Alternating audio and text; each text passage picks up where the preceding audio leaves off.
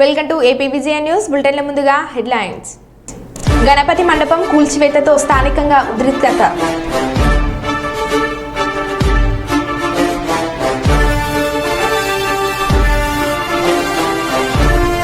మాదక ద్రవ్యాల వ్యతిరేక దినోత్సవం సందర్భంగా మంచిర్యాల జిల్లాలో ర్యాలీ.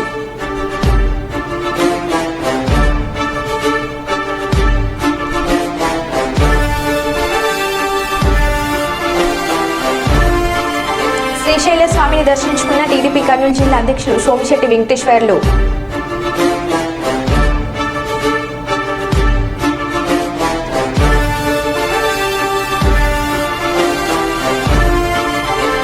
కర్నూలులో రామోజీరావు విగ్రహం ఏర్పాటు చేస్తా నాగరూరు రాఘవేంద్ర.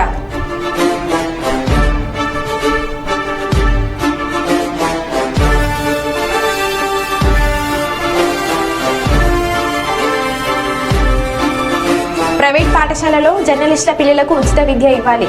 జర్నలిస్ట్ అసోసియేషన్ జిల్లా అధ్యక్షుడు మీసాల రామస్వామి.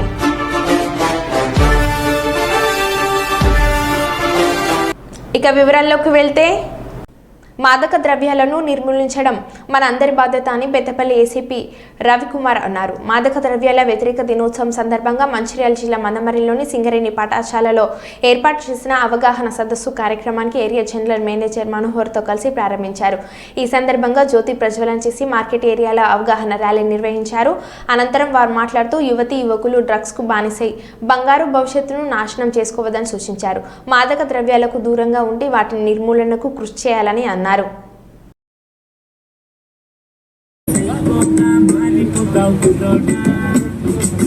యువతే దేశానికి ఆదర్శం అవ్వాలా, అది మరిచి నీకు ఎందుకు రాయిపోలా, మత్తుకు బానిసై మైకంలో ఉండకురా, కన్న వాళ్ళ ఆశలని కాల్చుకోచి వెయ్యకురా, సరదా సరదా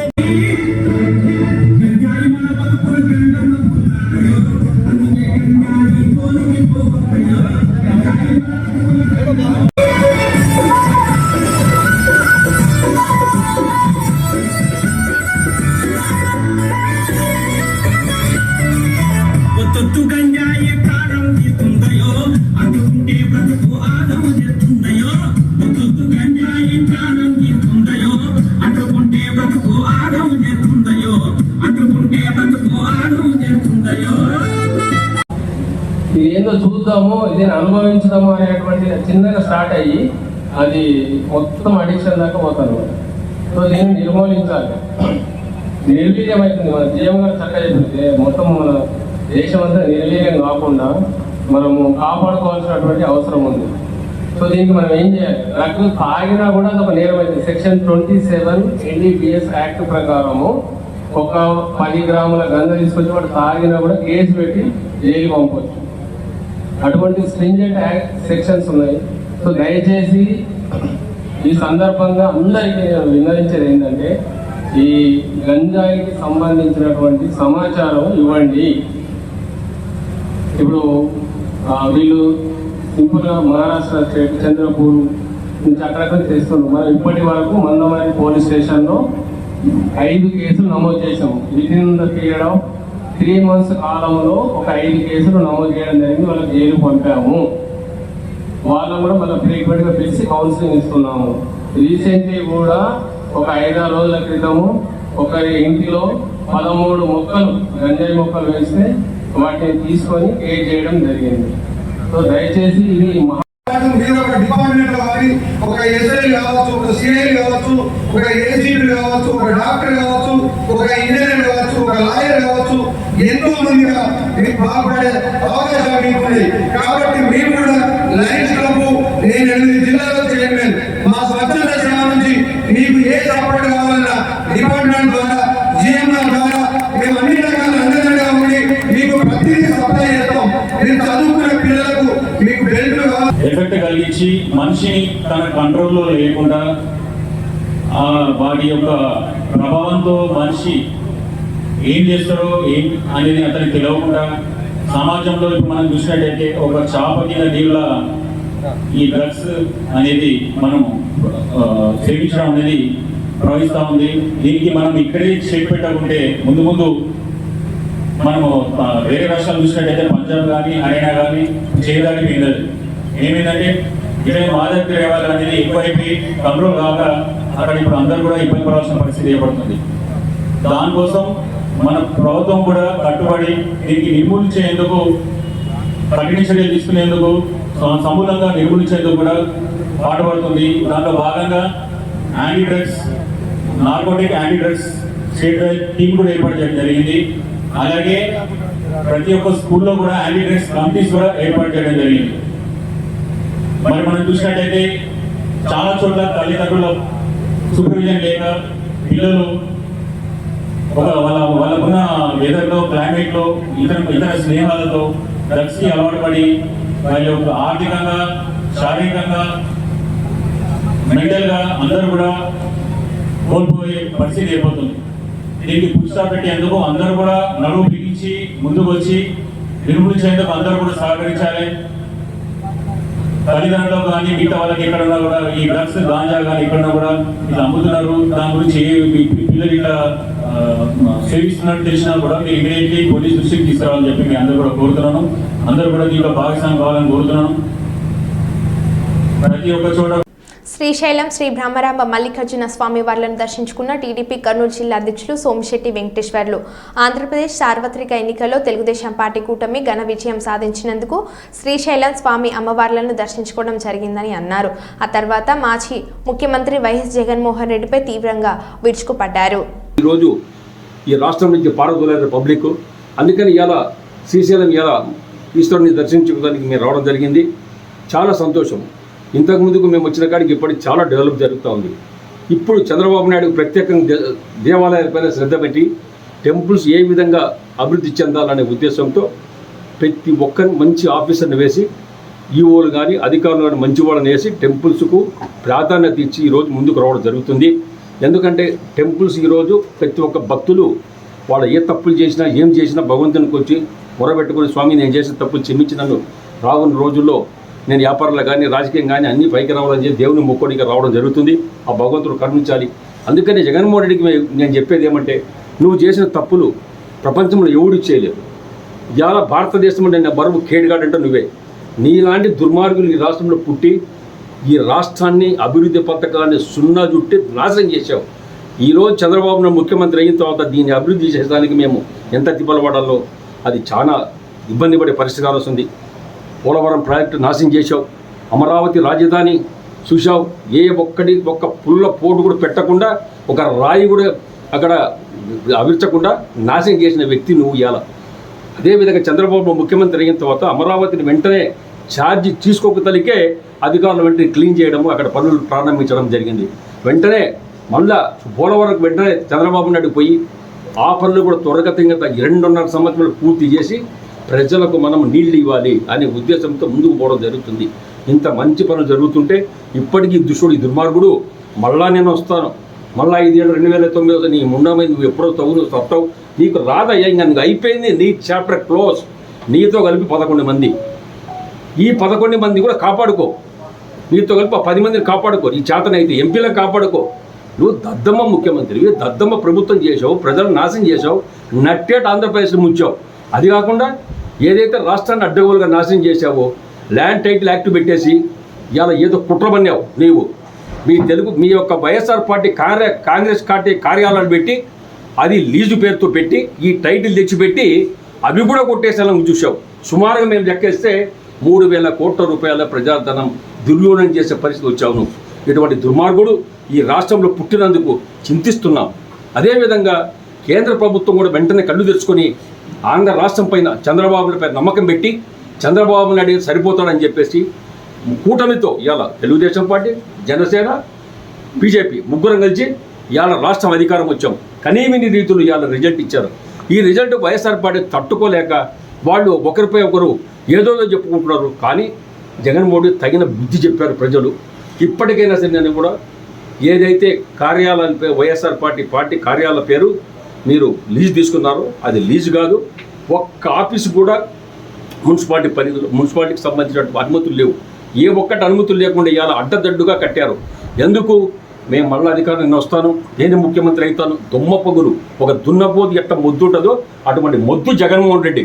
ఈ మొద్దుకు అభివృద్ధి అనేది తెలియదు. ఈ మొద్దుకు నేను అందుకే చెప్తున్నా, ఏదైతే ఇప్పుడు ఈయన తప్పులు చేశాడో ఈ యొక్క కార్యాలయాలు పెట్టి ప్రజల సొమ్ము దోచుకొని 3,000 కోట్లు దోపిడీ చేయాలని చూశాడో, అందుకని ముఖ్యమంత్రి చంద్రబాబు నాయుడు నేను విజ్ఞప్తి చేస్తున్నా, ఈ దుర్మార్గుని వెంటనే దీనిపైన కేసులు పెట్టాలి.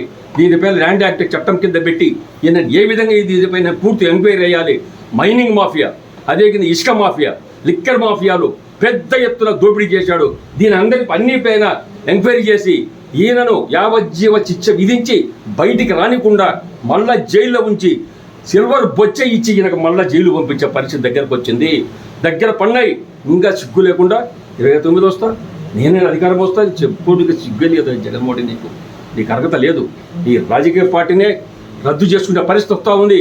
ఒక్కడి మిగడ మీకు నేను చెప్తున్నా. ఇవాళ ఇంకొకటి చెప్తున్నా, కొన్ని ఛానల్స్ ఉన్నాయి అడ్డుదుడ్డంగా మాకు ఆపోజిషన్ చేశారు. ఇవాళ అడుగుతున్న వాళ్ళకు కూడా ఏదైతే ఛానల్స్ మాకు సంబంధించిన ఛానల్స్ ఆ రోజు మాకు సపోర్ట్ చేశారో వాళ్ళని రానియకుండా అడ్డదుడ్డంగా ఆపివేసడం జరిగింది. ఇవాళ సాక్షి కానీ ఏ టీవీలు ఏవైతే మాకు వ్యతిరేకం చేసావో వాళ్ళ పని కూడా మేము పడతాం. ఇవాళ చెప్పి చేస్తాం మేము ఇవాళ.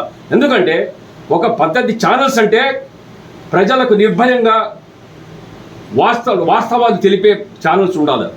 రాతలు రాసే భద్రాద్రి కొత్తగూడెం జిల్లా ఇల్లందు మండలం బాలాజీనగర్, సంజయ్ నగర్, కూడలి ప్రాంతంలో స్థానికులు కొన్నేళ్లుగా గణపతి మండపాన్ని ఏర్పాటు చేసుకుంటూ వస్తున్నారు. గత సంవత్సరం చిన్న గణపతిని ఏర్పాటు చేసి షెడ్ నిర్మాణం కూడా ఏర్పాటు చేసుకున్నారు. కాగా ఈ స్థలం తమకు చెందిందని కృష్ణమూర్తి అన్న వ్యక్తి కొన్నాళ్లుగా స్థానికులతో చెప్తూ వస్తున్నాడు. వారం రోజుల క్రితం స్థలం నాది అంటూ ఆక్రమణకు రాగా స్థానికులు వ్యతిరేకించారు. ఈ నేపథ్యంలో బుధవారం మధ్యాహ్నం స్థానికులు ఎవరు లేని గమనించే సమయంలో ప్రొక్రెయిన్లతో వచ్చి కొందరు గణపతి మండపాన్ని కూల్చివేసి వెళ్లడంతో స్థానికంగా ఉద్రిక్తత నెలకొంది. కూల్చివేతను నిరసిస్తూ మండపం నిర్మాణం పునరుద్ధరించాలని, కూల్చివేసిన వారిపై చర్యలు తీసుకోవాలని గ్రామంలో నిరసన ప్రదర్శన నిర్వహించారు. ఈ ఘటనకు పాల్పడిన వారిపై చర్యలు తీసుకోవాలని మాజీ వైఎస్ ఎంపీపీ ప్రమోద్ డిమాండ్ చేశారు.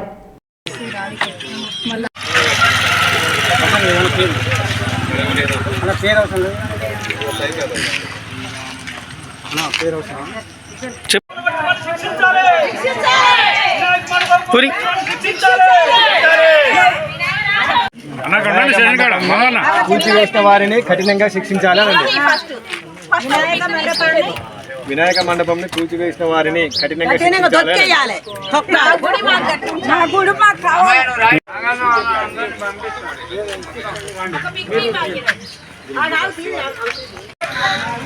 వినాయక మండపం కూల్చివేసిన వారిని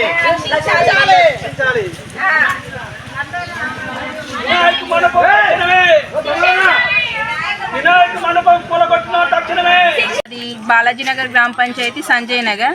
మేము ఇక్కడ వినాయకుడి యొక్క మండపం గత 30 సంవత్సరాల నుంచి పెడుతున్నాము. ఇప్పుడు మేము ఇక్కడ చేసేదాన్ని మేము పెట్టుకున్న వినాయక మండపాన్ని కొందరు దుండగులు వచ్చేసి మాకు ఎటువంటి ఇన్ఫర్మేషన్ ఇవ్వకుండా గుడిని మొత్తాన్ని కూల్చేసి వెళ్ళిపోయారు. కనీసం ఎటువంటి రెస్పాన్సిబిలిటీ లేకుండా జేసీబీని మనుషుల మీదకి తీసుకొచ్చేసి మీదికి తీసుకొచ్చేసి వెళ్ళిపోయారు. అసలు గుడిని కూలగొట్టడానికి మాకు ఎటువంటి ఇన్ఫర్మేషన్ ఇవ్వలేదు. కాబట్టి మా గుడిని మాకు పునరుద్ధరించాలని కోరుకుంటున్నాం. మాకు కానీ ఖచ్చితంగా కూలగొట్టిన వాళ్ళ మీద ఖచ్చితంగా కఠిన చర్యలు తీసుకోవాలని కోరుకుంటున్నాం. మాకు తక్షణమే న్యాయం జరిపించాలని కోరుకుంటున్నాం. మాది సంజయ్ నగర్, బాలాజీనగర్ గ్రామ పంచాయతీ. గత 40 years నుంచి మేము మా చిన్నతనం నుంచి కూడా మేము వినాయకుడి గుడి ఇక్కడ నిర్మించుకొని వినాయకుడిని ప్రతి ఇయర్ పెట్టుకుంటున్నాము. గత 40 సంవత్సరాల నుంచి. ఈరోజు మాకు పెళ్ళిలే, మా పిల్లలు మా ఎత్తు అయినా కూడా ఈ రోజు వచ్చి అతను ఎప్పుడో ఇల్లు కొన్నా అని చెప్తున్నాడు. కానీ మరి ఆయన ప్లేస్ అయినప్పుడు ఇన్ని సంవత్సరాల బట్టి ఎందుకు పోరాటం చేయలేదు? 40 సంవత్సరాల నుంచి మేము పెడుతున్నప్పుడు ఒక్కరోజు కూడా అడగని అతను ఈ రోజు మేము షెడ్ వేసుకోగానే వచ్చి నా స్థలం మీరు ఎందుకు షెడ్ ఎందుకు వేస్తున్నారు, అదెందుకు వేస్తున్నారు, కూలగొడతా చేస్తా అని మమ్మల్ని బేరేయడం జరిగింది. మేము 4 సార్లు దాకా కూడా మేము ఆయనతో మాట్లాడినాం, చేసినాం. మీకు ఏమైనా కావాలంటే కూడా చూస్తామండి, ఇది గుడి కోసం మేము కట్టించామని కూడా అన్నాం. కానీ అతను ఆయన పట్టించుకోలేదు. ఈరోజు వచ్చి ఎవరు లేని టైంలో చూసి 3:20 నిమిషాలకు వచ్చి గుడి కూలగొట్టడం జరిగింది. కాబట్టి దానికి తగిన చర్య మీరు తీసుకోవాలని మేము గుడి కోసం పోరాటం చేస్తామని కోరుతున్నాం. ప్రస్తుతం ఎంపీటీసీ నేను బాలాజీనగర్ సంజయ్ నగర్లో 4 బజార్లకు ఉన్న నడిబొడ్డులో గత 30 సంవత్సరాల నుండి వినాయక చవితి కావచ్చు, శ్రీరామనవమి కావచ్చు, గత 30 సంవత్సరాల నుంచి వినాయక చవితి చేస్తూ ఉన్నారు. గ్రామ ప్రజలు, గ్రామ పెద్దల సహకారంతో గత 3-4 సంవత్సరాల క్రితం ప్రజల సహకారంతో వారిచ్చిన చందాలతో అంచెలంచెలుగా సంవత్సరానికి 2 సంవత్సరాలు 3 సంవత్సరాలు అంచెలంచెలుగా మేము వినాయక మండపం నిర్మించుకున్నాం. దానికి ఈ రోజున దివ్యల కృష్ణమూర్తి వాళ్ళ కొడుకు మరికొందరు గుండాలతో వచ్చి వాళ్ళ దౌర్జన్యంతో పేక్ కాగితాలతో తీసుకొచ్చి ఈ విషయం గత నెల నుంచి అధికారుల దృష్టికి వెళ్తే కూడా మేము కూడా అధికారుల దృష్టికి వెళ్ళాం. మీరు రాండి, ఏదైనా సామరస్యంగా ఉంటే కొలిసి వద్దాను. ఒక నాన్ ట్రైబుల్గా ఈ ఏరియా ఏజెన్సీ ప్రాంతం 170 ట్రైబుల్ ఏరియాలో ఒక నాన్ ట్రైబుల్ వచ్చి 30 సంవత్సరాల నుంచి కనబడిన వ్యక్తులు ఈ ప్రాంతానికి వచ్చి మా వినాయకుడు కడతామంటే వాళ్ళు 4 సంవత్సరాలు 5 సంవత్సరాలు వచ్చి గుడి తీయండి అని బెదిరిస్తూ ఉన్నారు. దానికి 170 యాక్ట్లో నాన్ ట్రైబుల్కి అర్హత లేదని చెప్పి మేము మీ అందరికీ విజ్ఞప్తి చేసుకుంటూ అకస్మాత్తుగా ఈరోజు మధ్యాహ్నం ఎవరు లేని సమయంలో చూసి జేసీబీని పట్టుకొని కొంతమంది రౌడీ మూకలను పట్టుకొని వచ్చి దౌర్జన్యంగా వినాయక మండపాన్ని కూలగొట్టినందుకు మేము బాలాజీ ప్రజల తరఫున ఒక మాదక ద్రవ్యాల వ్యతిరేక దినోత్సవం సందర్భంగా జిల్లా కేంద్రంలోని అబీ చౌరస్తా నుండి బెల్లంపల్లి చౌరస్తా వరకు ర్యాలీ జెండా ఊపి ప్రారంభించిన జిల్లా కలెక్టర్ కుమార్ దీపక్. పాల్గొన్న వివిధ శాఖల అధికారులు, సిబ్బంది, విద్యార్థులు.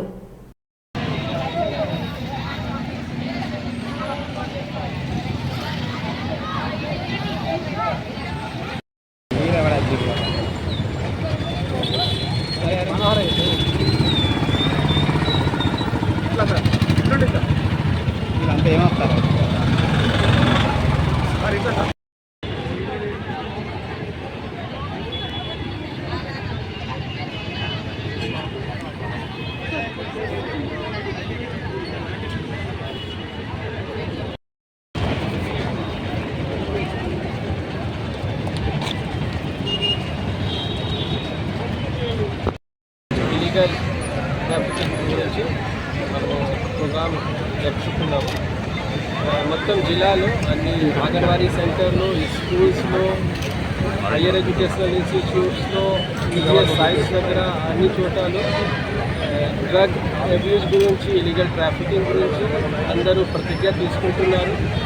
అండ్ ఈరోజు నా తరఫున నాతోటి అండ్ గవర్నమెంట్ తోటి ఒకటే రిక్వెస్ట్, అందరికీ ఎవరికైనా డ్రగ్ తీసుకుంటున్నారు, డ్రగ్ అమ్ముకుంటున్నారు, దాని గురించి ఏమైనా ఇన్ఫర్మేషన్ వస్తే ఇమీడియట్గా మన నార్కోటిక్స్ డిపార్ట్మెంట్కి, లేదు అంటే పోలీస్ డిపార్ట్మెంట్కి ఇమీడియట్గా ఇన్ఫార్మ్ చేయండి. వాళ్ళకి ఐడెంటిటీ కూడా మా పోలీస్ వారు సెక్రెట్గా చెప్తారు.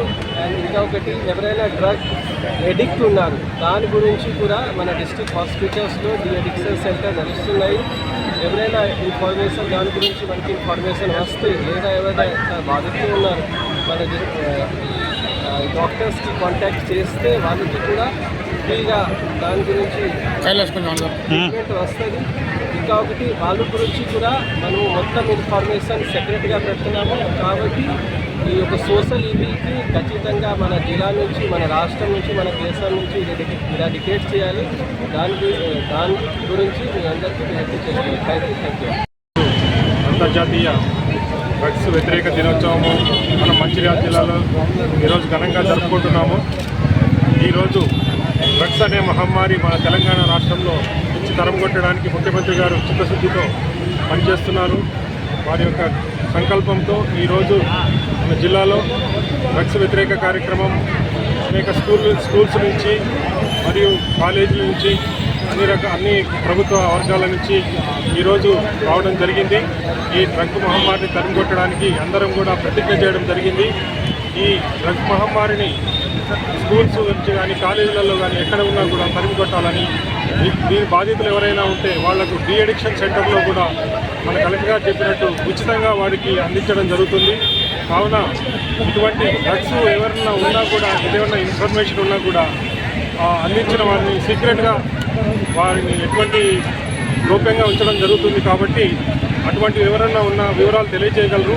నంబర్ కూడా ఇవ్వడం జరిగింది. ఈ నంబర్కు ఇవ్వగలరని ఈ సందర్భంగా తెలియజేస్తున్నాను. స్థానిక రాజమండ్రి రోడ్లో గల సాయి హెల్త్ కేర్ నందు పలు వైద్య విభాగాలకు వర్తించేలా ఆరోగ్యశ్రీ పథకంలో ప్రారంభించిన జగ్గంపేట శాసనసభ్యులు జ్యోతుల నెహ్రూ.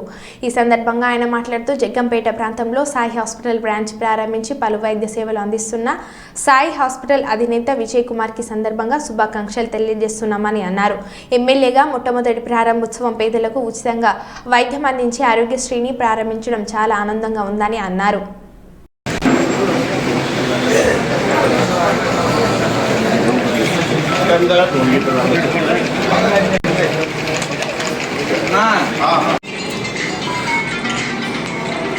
రెడీయా?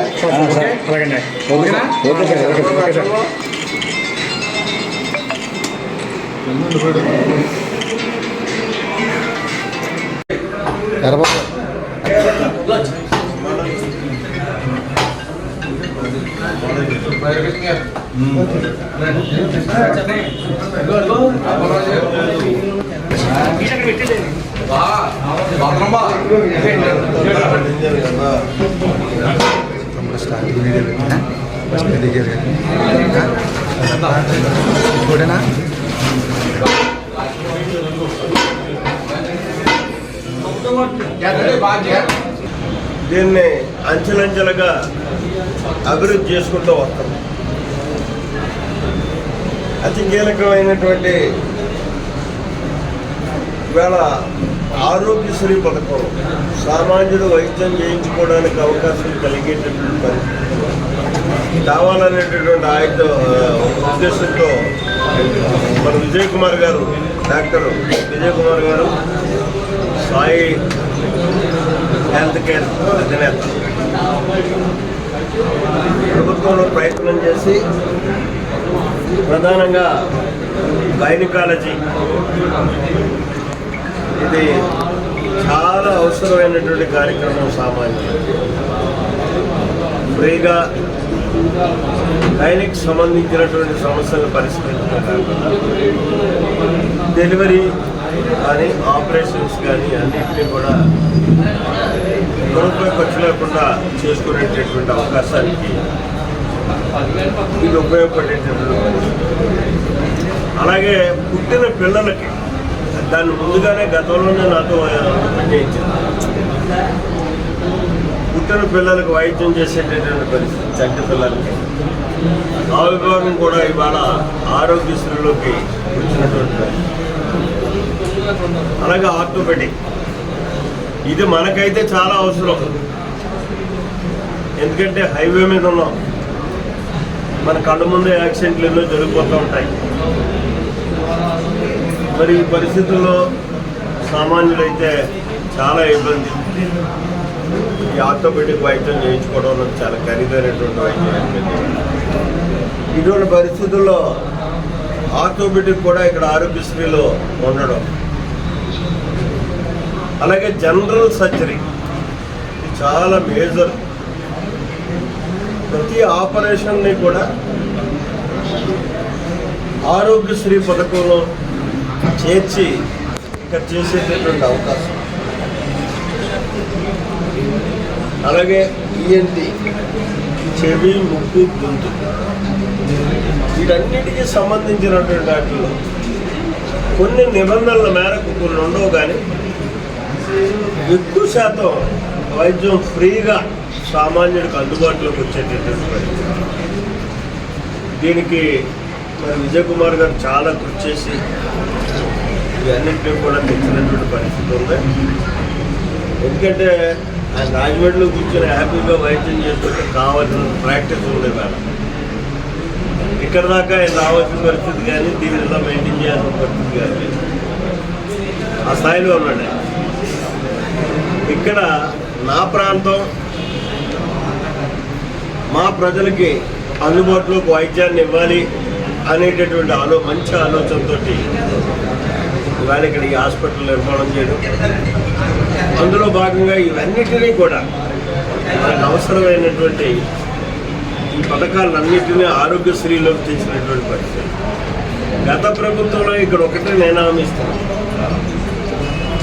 గత ప్రభుత్వంలాగా ఆరోగ్యశ్రీ జయశంకర్ భూపాల్పల్లి జిల్లా కలెక్టర్ రాహుల్ శర్మ జిల్లా కేంద్రంలోని 100 పడకల ఆసుపత్రిని ఆకస్మికంగా తనిఖీలు చేశారు. సుదూర ప్రాంతాల నుండి వివిధ రకాల వైద్య సేవలకు వచ్చే ప్రజలకు మెరుగైన నాణ్యమైన వైద్య సేవలు అందించాలని అన్నారు. ఆసుపత్రిలో సదుపాయాలు, రోగి సహాయకుల కోసం మౌలిక వసతులను, హాస్పిటల్ పర్యవేక్షకులను నవీన్ కుమార్ను అడిగి తెలుసుకున్నారు. అనంతరం వైద్య అధికారులతో మాట్లాడుతూ సీజనల్ వ్యాధులు ప్రబలకుండా ప్రజలు పాటించాల్సిన జాగ్రత్తలపై ఎప్పటికప్పుడు అప్రమత్తం చేయాలని తెలిపారు. Yes, sir. I can see that. Yes, sir. That is exclusively for their. So we have 4 OTs. At a time we can do 4 surgeries. 4 surgeries. Okay. And we have to take this one first bed and this is second. Two. One room at one sittings. 2 1 means 8. Yeah, 8. At a time we can do 8 surgeries in our hospital. Yes. Okay. The OT is only here or it is in Chittor also? The CSC. Chittor also we have an OT. We have an OT. So. Then they might have to go to the office. And they won't go out to the other part of the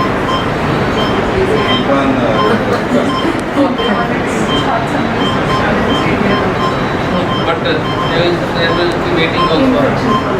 Waiting also people will be like you will have coming so that they should go to that general. Right. But they will not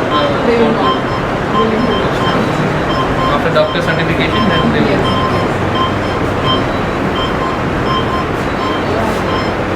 No complaints from them and we have to work for them. I did not come for any review, just wanted to visit here and just wanted to see what all the issues are there, what all functioning are there. Any other issues? One is machine, MRI machine. That I think that we will get from ECIL. When will they get?